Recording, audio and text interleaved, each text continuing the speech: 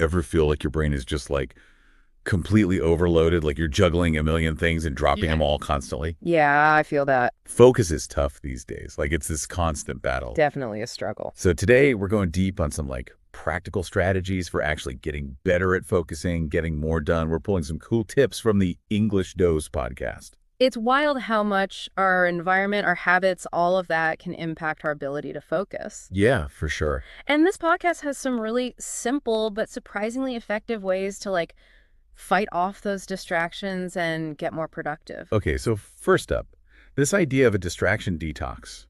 They really hammered this point home in the podcast. Minimizing distractions is crucial.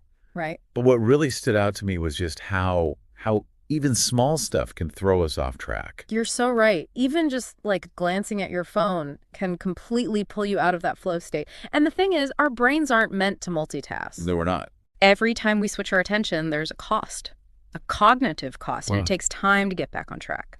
So how do we actually fight back against this constant barrage of distractions? Yeah. The podcast talked about something called the Pomodoro Technique.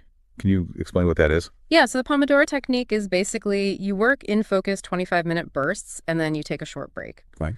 Sounds simple, right? Yeah. And it is, but it's crazy effective. It kind of taps into our natural ultradian rhythms. Alternating rhythms. Yeah, those natural cycles of energy and focus that we go throughout the day. Also, we're working with our bodies instead of against them. Oh. I like it. Okay, so then what about taming that to-do list? Mine is never ending. Any tips for a master procrastinator? Well, the key is prioritization. Have you ever heard of eat the frog? It rings a bell, but I need a refresher. Basically, you tackle your toughest task first thing in the morning, like ripping off a Band-Aid. Right. It might not be fun, but once it's done, you get this huge sense of accomplishment, and the rest of your day feels way lighter. I can see how that would help clear your head. Yeah. And speaking of clarity, the podcast also talked about this idea of the power of place, creating an environment that helps you focus. For me, clutter is a focus killer.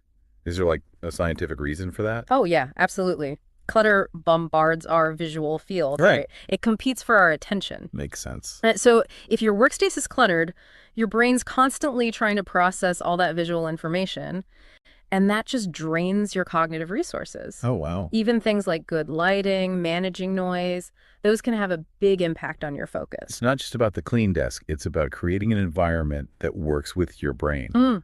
And then this next one I thought was so interesting, the connection between our physical well-being and mental clarity. Oh, for sure. It's so easy to just forget about drinking enough water, eating well, exercising, especially when we're stressed and feeling overwhelmed. Yeah, for sure. But those things actually play a huge role in our ability to concentrate. Oh, absolutely. Even just a short walk can do wonders for your focus. Exercise increases blood flow to the brain, delivers oxygen and nutrients, helps our brain cells function better. Like hitting the reset button. Perfect. Yeah. Okay, last but not least, mindfulness.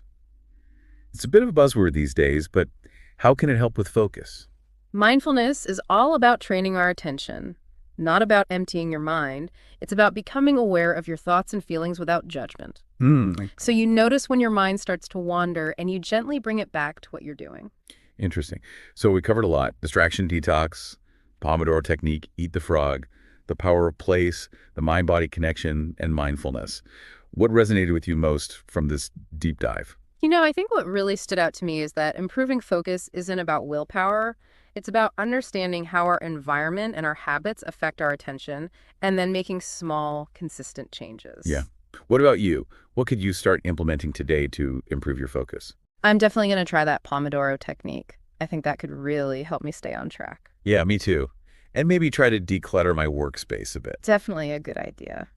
Well, thanks for diving deep with us today. We hope these tips help you reclaim your focus and get more done. Yeah, and remember, it's a journey.